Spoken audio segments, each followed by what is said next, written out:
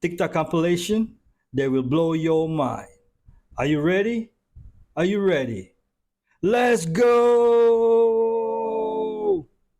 This is the most iconic Rolex wristwatch in the world, the one and only Paul Newman. And I have a commission bid at $1 million US. I have a starting bid at $10 million US. 12 million for, pardon me, 12 million 5, 13, 14 million, 14.5. It's now or never. I said it. 14,600,000. A new bid.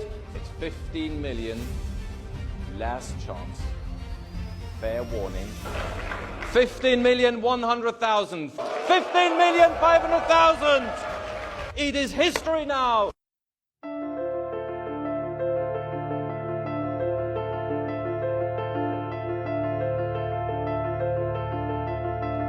That's how they launder money, very rich people.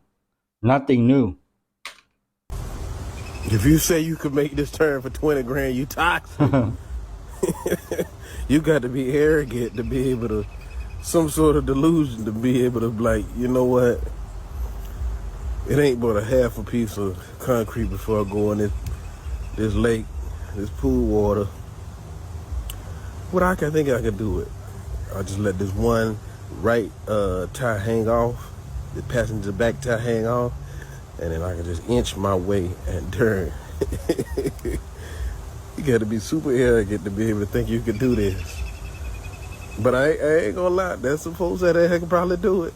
He doing pretty well now. He ain't went over yet. Let's see.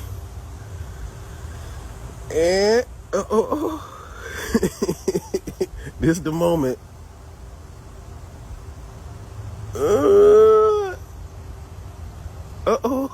That's close. Here's a brother gonna tell you, I know my car. Wow. And they got it too. I could replace my car for 20K, so I reckon I just push the others out the way. But you have to give it to the driver. He got skill.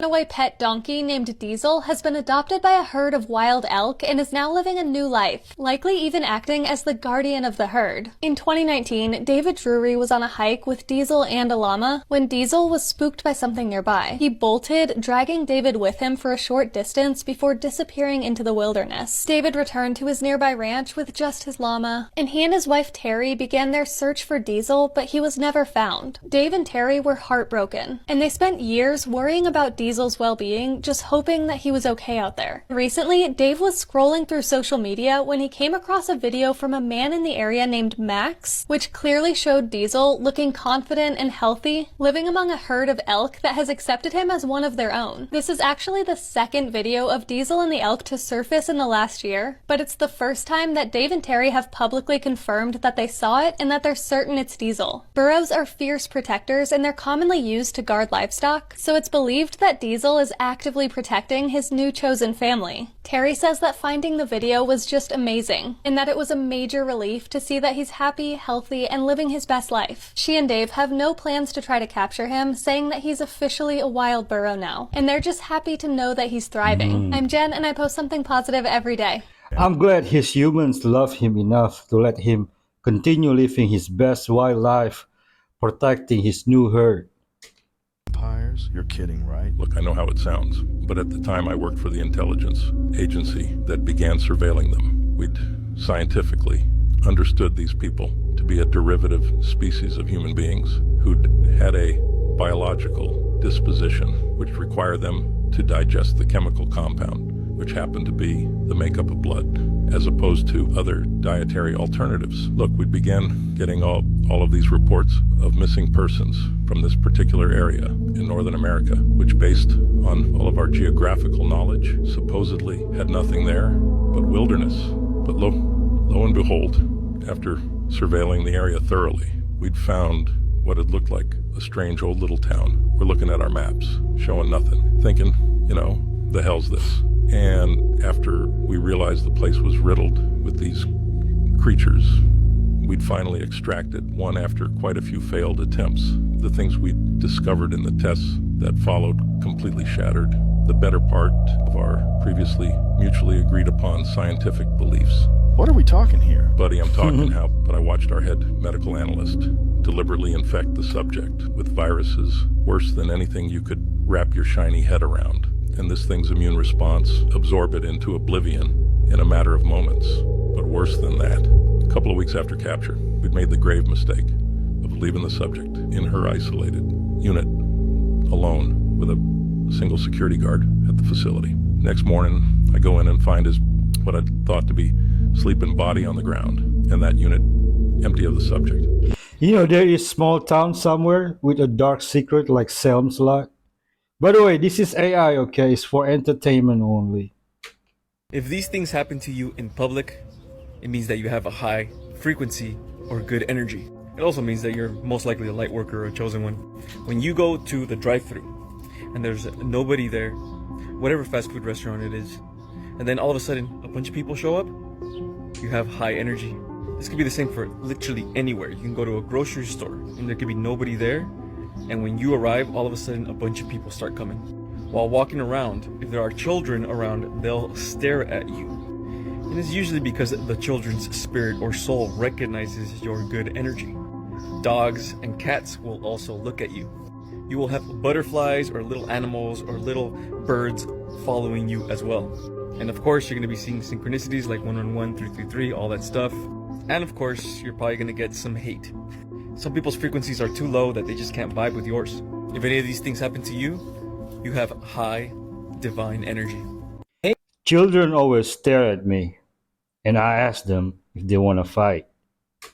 AI from this video game just solved the housing crisis in America, but not everyone's going to like this answer. In the new video game City Skylines 2, they implemented a bunch of new features to make it as realistic as possible to an actual economy, the changes in the economy, and everything that happens when you're building a city and a society. Again, they were trying to make it as realistic as possible. And what they found is, just like today, as people were building and selling homes, it became so expensive in the market that nobody in the population that they had created in this game was able to afford a home. It turned into a major housing crisis. And what did the AI do to solve the problem? Get rid of all the landlords. Make it impossible to become one. The game made it so you were only able to purchase a home. You could never rent anything. And what do you know? Sure enough, give it a little bit of time and housing prices dropped way, way low. People could afford homes again. And it totally fixed the economy in this simulation. They just made landlording not a thing anymore. They just got rid of it. And I don't want to pretend like this is an absolutely perfect simulation, but I'm just saying it makes sense. It's not so much landlords as it is corporations absorbing everything. You're supposed to use life insurance while you're alive. It's called life insurance, not death insurance. Let me show you why. So imagine your life insurance policy is a house. You see, every time you make a payment on your house, you build equity in the house. You can then use that equity for whatever you want by getting a home equity line of credit. See, but life insurance is way better. Check this out. With life insurance, when you put money in, you build equity in the form of cash value. That cash value is guaranteed to grow 100% tax-free. The money's protected against judgment and lawsuit in most states. You can access the cash value at any time for whatever you want by taking a policy loan. But unlike your house, there is no credit checks required. There's no financial statements required. Unlike your house, there's no repayment terms required. You can take the money and buy a car, go on a vacation, or do an investment to make more money. And the whole time you're doing this, you're not interrupting your guaranteed compound growth. Let me know how you feel about this in the comment. All right, guys, watch this. Watch what he hands off. I slowed it down. How this policy will play out in real time. A pool reporter is there. It's right here.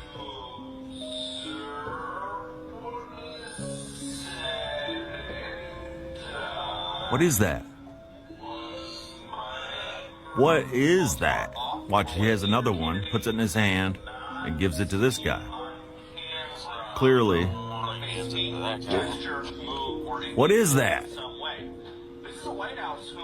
What is that? I'm gonna run it again. Okay, pay attention. Look, he's coming off the plane. He's got something in his left hand. He puts it in his right hand.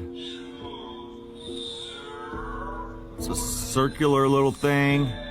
I don't know what that is. I've never seen that before. Phones are off, or when either candidate is And he gives another one to this guy. It's like, what's going on there? What is he passing? It's an AirTag, so they don't lose him. Just kidding. It's a challenge coin. It took me 2 seconds to Google it. Most people don't know that the most dangerous beach in the United States is in Florida. New Smyrna Beach, located in Volusia County, Florida, adjacent to the Atlantic Ocean, has been ranked as one of the world's top 20 surf towns. However, it is also the most dangerous beach in America and has been dubbed the shark bite capital of the world. It has more shark bite incidents than any other place in the world, with 243 recorded shark attacks and 83 hurricane strikes. There was even one instance where a shark bit 3 tourists in a single day. In addition to frequent shark attacks, the beach is also known for strong currents, jellyfish, stingrays, and other potentially dangerous marine life. Despite these risks, New Smyrna Beach's white sand and inviting waters continue to attract surfers and beachgoers. Interestingly, nearly all of America's most dangerous beaches are in the Sunshine State. Do you know which is the safest beach in Florida? If you happen from the area, please share your experience in the comment. Thanks.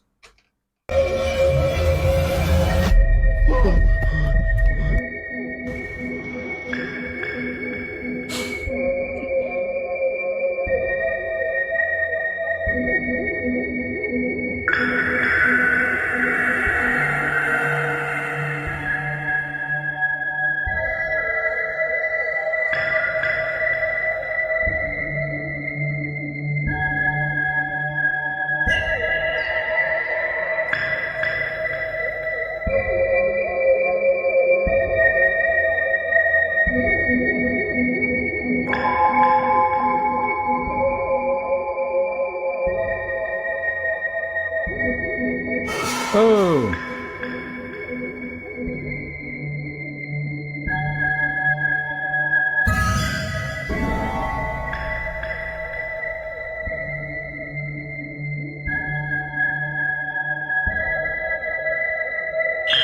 The acting is insane.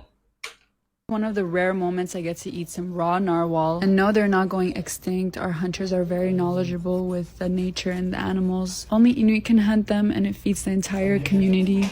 We don't waste any part of the animal, and it contains many nutrients to keep us healthy. The texture is blubbery, and when you chew it, there's a part of it that is soft and another part of it that is hard to chew, and it's almost like cartilage. We mostly use aromat soy sauce or fermented animal fat as a seasoning. For the taste, it's very unique. There's nothing that I could compare it to. I had it with some smoked char and bannock that my aunt made, and we had to end it with some tea and bingo. Every time I see these videos of Inuit people eating narwhal, it looks so good. The way she described the texture sounds great too. I did a little bit of digging because this whole Ashton Kutcher thing has just been rubbing me the wrong way, and I found something weird. We have to travel back in time to 2006. 2006 is Princess Beatrice's 18th birthday. Now, Princess Beatrice is the daughter of Prince Andrew, problematic. So you would expect there to be his problematic best friends there, which there were. Harvey Weinstein, problematic. Jeffrey Epstein, problematic.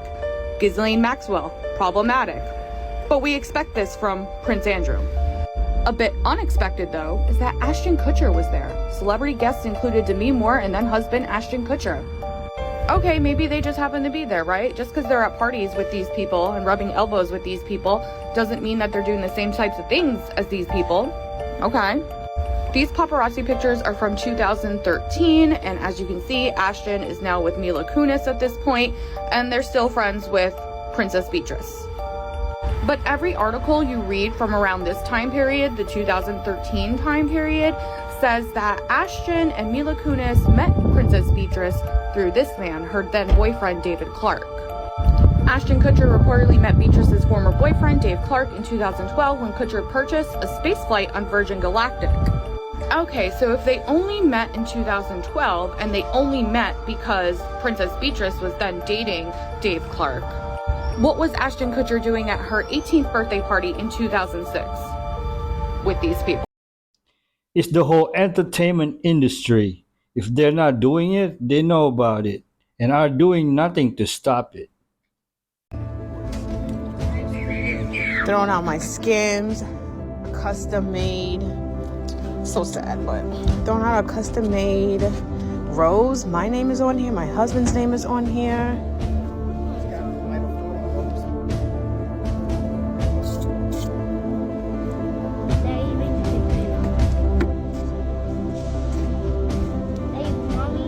It's a nice fire. Anyways, we repent, Lord, right now of all the things that we didn't know that was demonic in our household. We're choosing to turn our ways and trying to repent of all of our sins and getting rid of any foothold of the enemy that we know or do not know right now. And we repent to you, Lord. In Jesus' name, I agree with that prayer with it. In Jesus' name, Father, it is so. It's burning, Lord God, just like your holy Father. Praise the Lord. But not on the grill though. All that is gonna be in your food next time you cook.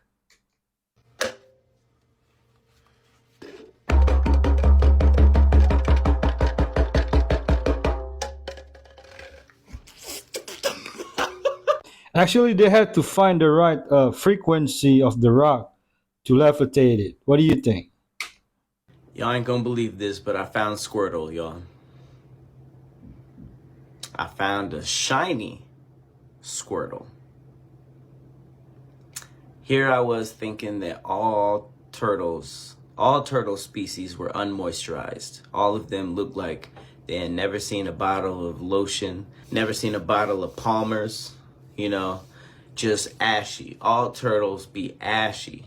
Mostly tortoises. I know a lot of people don't know the difference between turtles and tortoises. Pretty much tortoises have feet. They just be like walking, and then turtles be having the fins because they mostly be in the water.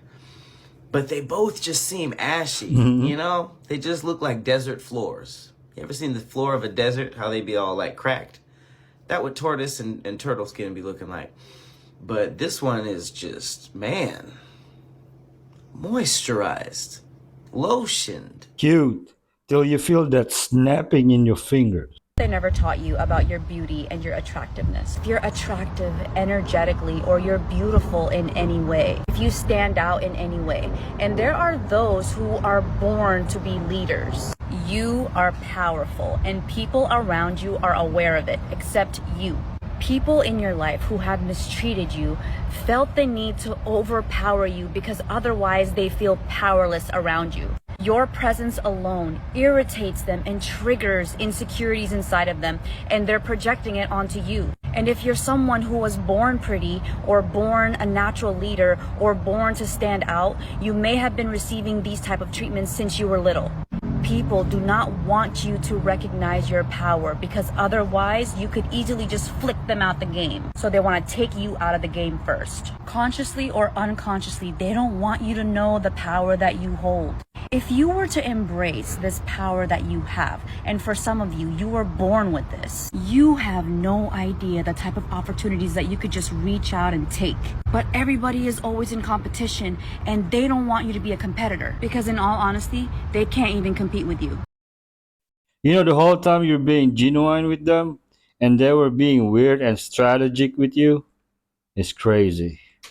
Man applied to 100 jobs with a resume full of nonsense and an offensive name, and got 29 interviews. After seeing a Redditor make wild claims that their absurd resume, which included stats like spreading an STI to 60% of their intern team, for example, got a 90% callback rate, job search consultant Jerry Lee decided to conduct an experiment. He created a resume that at first glance looks nice and neat and full of sterling credentials. But look a little closer and the resume is patently absurd, starting with the name that I can't even say on this app. Lee's skills on the resume include arson, and his achievements include raising the average coffee break time at Amazon Dating, a thing that does not even exist, by 300%, by crying nonstop in the office area so people would want to run away to the break room. Lee's success rate just goes to show how little attention recruiters are actually paying to our resumes. It's long been said that recruiters spend an average of just 6 seconds reading a resume, and this, along with other experiments that Lee has done, show that recruiters pay the most attention to the top section of your resume, the companies you've worked at, and the job titles you've had. The rest, they clearly aren't paying attention to. And it also confirms what we already know about the way privilege affects the job search. The right fancy credentials. In this case, a degree from Stanford and a job history composed almost entirely of the 5 most powerful tech companies in the world will push you to the front of the line every time, no matter what your resume actually says. The silver lining, though, is that making a good resume really is pretty simple. As Lee summarized in a tweet, so long as your resume looks clean and organized with clear job titles and lots of bullet points full of numbers, they'll probably take you seriously and at least give you a glance, even if your most finely honed skill is arson. Why is it illegal to lie on resume, but not illegal for businesses to lie to their new employees? Here it is, the world's first outdoor unmanned drive-through store. Can also be set up as a walk-up for like parks and rest stops. But this is a drive-through. You scan your phone, drive up a little further, and get your products. You can see the machine from the road. Lights are on right now. You can see that, the LED. And gotta be honest, it's a really beautiful store. I'm really impressed by how it came out. AC and the electrical are over here. So everything's put together. Now I just gotta kick the tires and light the fires. These are the future, man. Hopping on this early is a smart move. Anything that he's saying correct. To get into something about multiplication, where Terrence has an issue with multiplication. I don't have an issue. I don't have an issue with multiplication. Then why, 1 times 1 is what? 1 times 1 should equal 2. If you can show me one place in the universe, but you just should. No, show me one place in the universe where 1 times 1 equals 1, where an action times an action doesn't have a reaction. So I'm trying to be nice as pie because I'm inspired by what you're trying to do. But you have no idea, like... Before we go on further, you feel that the theory of gravity is incorrect. Yes, I feel. And what do you think that is? I feel that's electricity. I feel that gravity is the draft left behind from the electric force. What do you think about that? I didn't even want to touch it. The same. You keep finding the space where we could come together. And you insist on teaching into it. You gotta stop. I'm so grateful Terrence Howard is not my accountant. Hey! My goodness!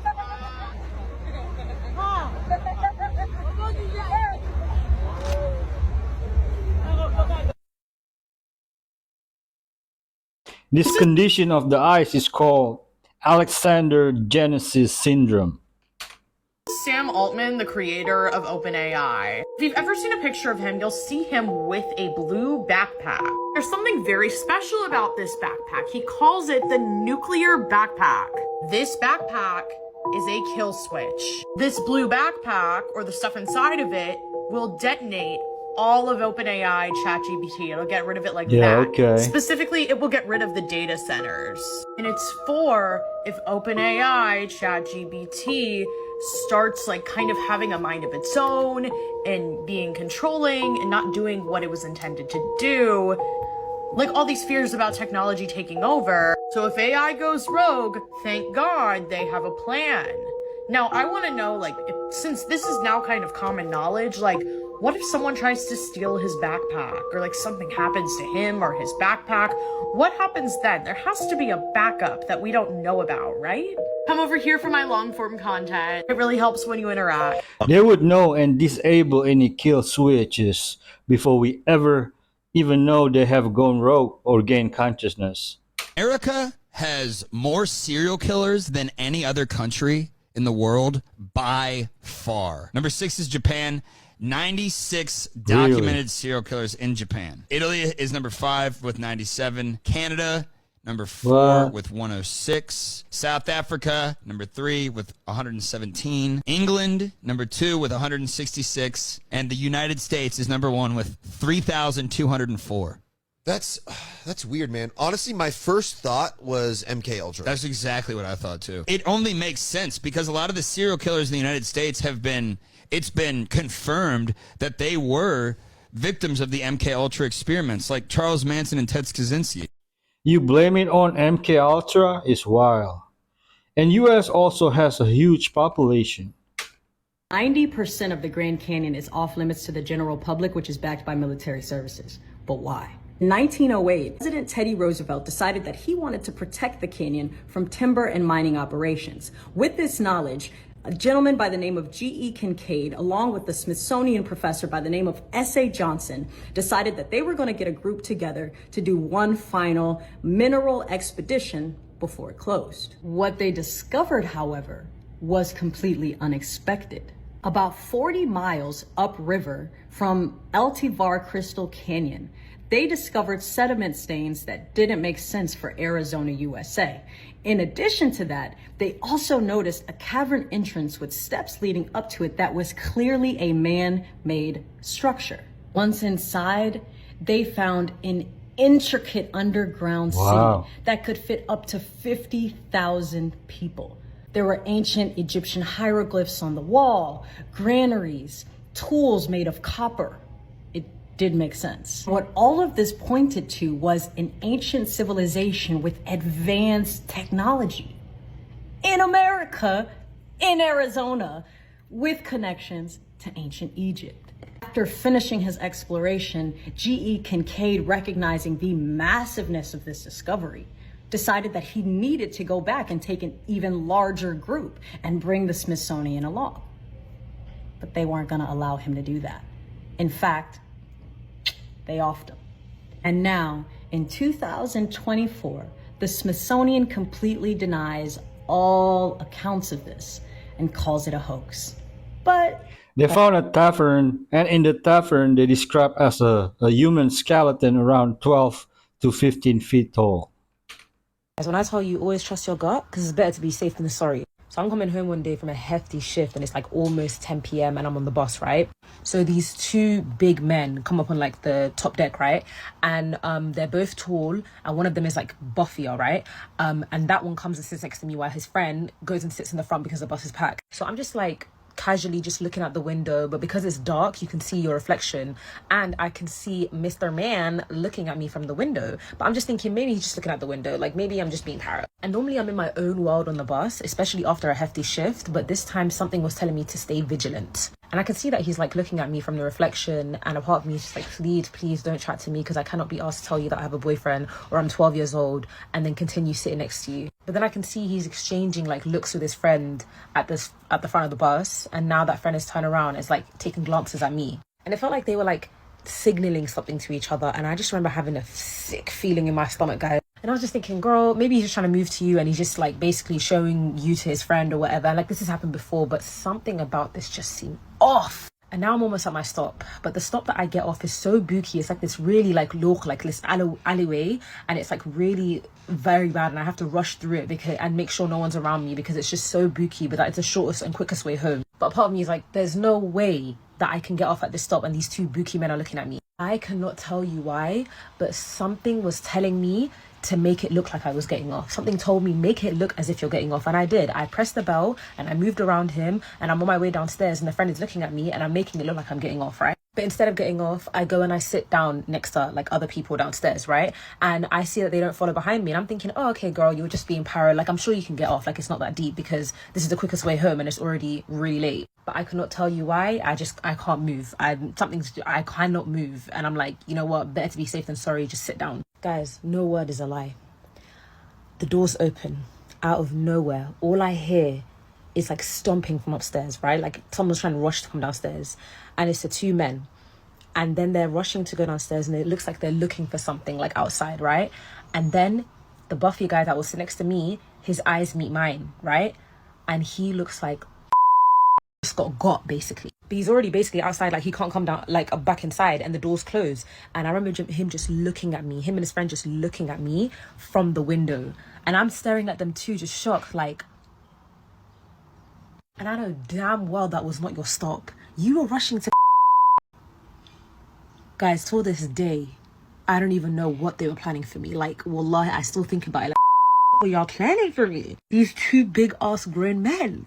But anyway, I'm glad I trusted my gut. Like, I promise you, it's better to be safe than sorry. If your gut feeling is telling you to run, run. If your gut feeling is telling you to even swim in the ocean, go swim in the ocean. Listen to yourself. Trust yourself. God was with you. Thank God you're safe. And time to invest in a car. Does travel hack work on European budget airlines? Let's find out. The plastic bag travel hack. It's so genius, yet so simple. When flying budget airlines, you don't actually have to pay for an extra carry-on bag. You can get it free of charge if you do this trick.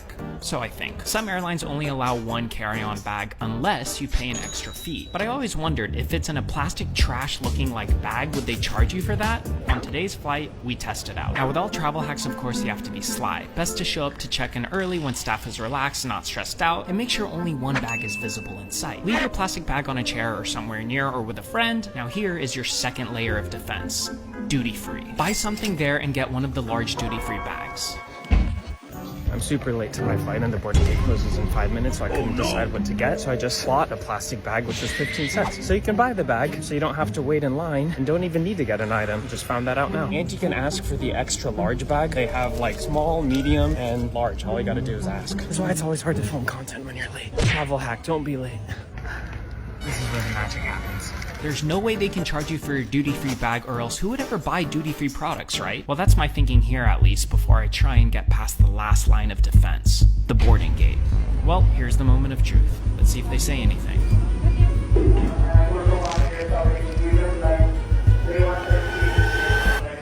Thank you. It worked, we got in.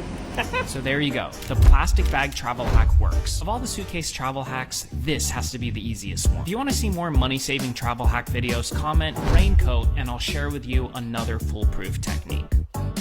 So now it won't work since they will see this.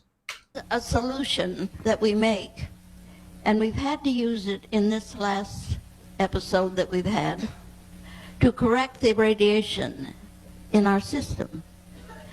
And that is to take a quart. Now write this down because this is a formula. 1 quart of distilled water. Now why do we use distilled water? Because it absorbs and pulls out all these elements that are foreign to the physical well-being of our body. In that you take 1 teaspoon of soda, 1 teaspoon of sea salt, and stir it till it's thoroughly mixed. Divide that into 4 doses. Now, your first dose, then drink the next one every 2 hours until you have taken the 4 doses. And your system will be pretty well cleaned out. Now, when you compare the baths to that and put them together, you'll be surprised at the results that you get. For the bath, how much do I install? 1 pound each. Now, if you're taking a straight soda bath, make it about 2 to 3 pounds. It is the unburned carbons in this fuel that takes the oxygen out of the air and out of your bloodstream. The arterial blood has no oxygen to carry to every other cell in the body. Even the birds are falling out of the air because they have no oxygen to fly with. Now, I have talked to one of the head men at Sandia, who's in that department, and he said, "Do you know the condors are falling and we don't know why?" I said, "No, I didn't know they were, but I know they will fall because the large birds require more oxygen than the smaller ones." But it had already been happening. Our government knows about it, but they don't know what to do about it. Go to your kitchen pick up a package of soda, baking soda, and it will neutralize all of these energy flows that we have. But it isn't dignified enough to be used in the professional field. That's why I'm interested in getting this information to you, because it is handy. We don't have to go out and spend a lot of money. And you know, I found another thing: money don't grow on trees usually. The wonderful lady, Dr. Hulda Clark, teaching the vital things that people have forsaken. Make the same bag that you bought for tens of thousands of dollars, and you would immediately swipe it away. But if you knew that I use materials with the same origin as Hermes and handcraft polishing and stitching techniques identical to Hermes, wouldn't that make a difference? Even though we don't have a logo, we accept custom orders for any style of bag and design. Don't you think the best bag is the one that you loved one truly likes? If you were to choose again now, would you choose to have me make the bag for you? The answer is still no, because brand influence outweighs everything.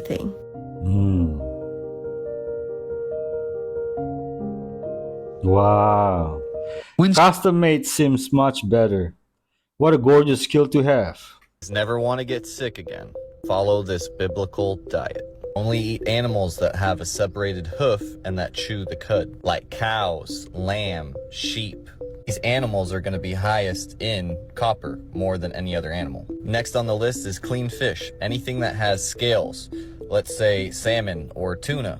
Try to make sure it's not full of heavy metals. That's the key. Don't eat the king's meat or the king's fish. When you start to follow these protocols and you stay away from the fake foods or the tampered with foods, when we start to boil and we start to cook our food thoroughly so we get rid of the blood, we're really not supposed to be technically, consuming the blood of the animal or the excess fat, the white stuff that's on the outside skirt of the steak. It's very difficult to digest these things properly. It messes up the body's Taurus field, which is where we get the Taurus field from.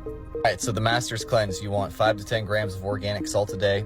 You want to take a couple pinches of salt, cayenne, 1 to 3 key limes, organic key limes. Mix that in with some coconut oil in a glass and drink that 3 to 10 times a day. You go outside, you get some grounding. 30 minutes of grounding in sunshine gets rid of all the inflammation in the body. It helps to clean the blood. The life's force is in the blood, Leviticus 17:11. When we start to consume salt and healthy foods, we stimulate GABA. GABA is the peace hormone neurotransmitter that controls everything else in the body. That's why we need to be using 5 to 10 grams of salt in order to stimulate that GABA peace hormone response, and our testosterone, our hormones are going to be balanced. It's the same reason why we're told to have enough goat milk for our entire home, Proverbs 27:27. But it's also the same reason why we made y'all a Bible health book. Learn more, everything that you need, including key limes, organic or in Bible. Almost everything is tainted now, even water. I'm just going to pray over my food and ask God to bless it. Morgue employee was accidentally cremated while taking a nap. You heard that right. A Texas morgue employee named George Lowell, 42, of Port Arthur, was accidentally cremated while taking a nap. Witnesses say he was inserted into the flame-based cremator in the middle of the night.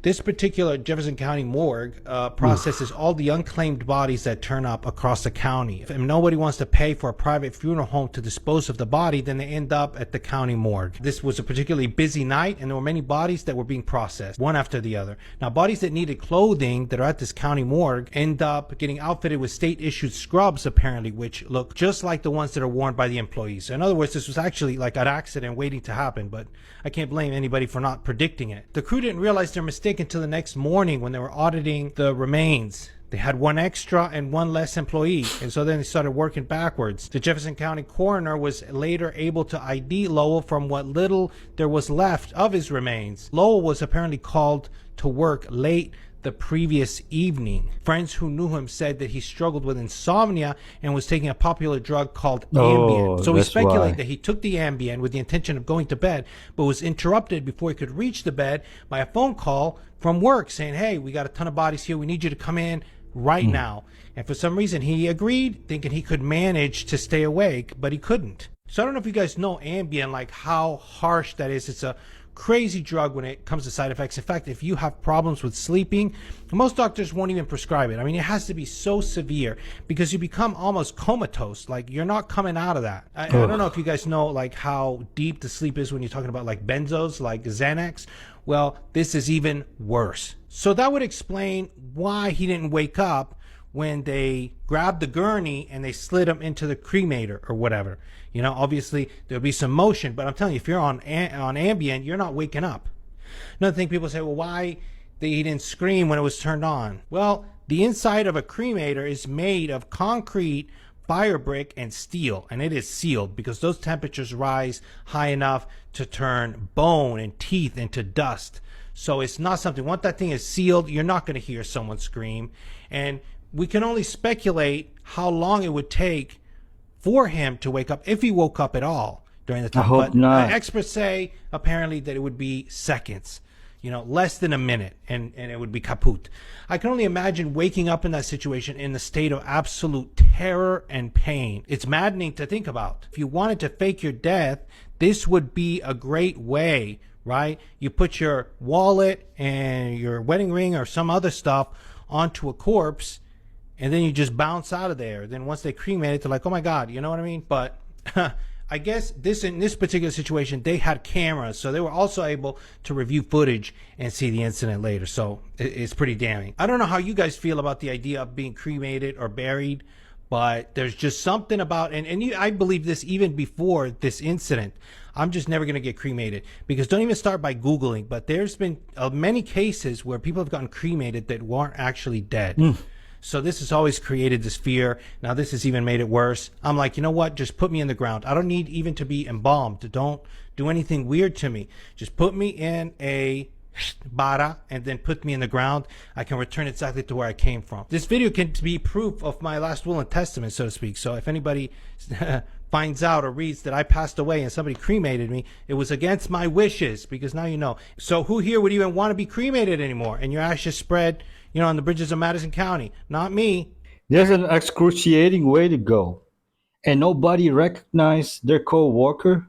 Interesting thing about people with low red blood cell and hemoglobin levels is they're exhausted, but they can't sleep. And you would think it would be the opposite. Why do people that are the most exhausted sleep the worst? Well, because they're both related to the same thing. They're mild hypoxia. It's low oxygen. Why are you tired? Because you have low blood oxygen. If you have anemia, you're tired all the time. If you have anemia, why can't you sleep? Because when you lay down to go to bed at night and you start to fall asleep and your respiration rate starts to fall, your blood oxygen starts to fall. As your blood oxygen falls and it gets to a certain level, your brain panics and wakes you up by pulsing cortisol. So if you look at somebody that's really exhausted during the day, when they sleep, they'll look like a bouncing rubber ball going down the hallway. And the reason why they look like a bouncing rubber ball and they can't get into a deep sleep is because their brain is trying to save their life and it is keeping them from a deep sleep. And often they'll go to their doctor and they'll take some really powerful sleep medication, or, you know, the tranquilizing or sedative, and they'll wake up the next morning and go, man, I hate taking Tylenol PM because it's, you know, it's still in my system the next day.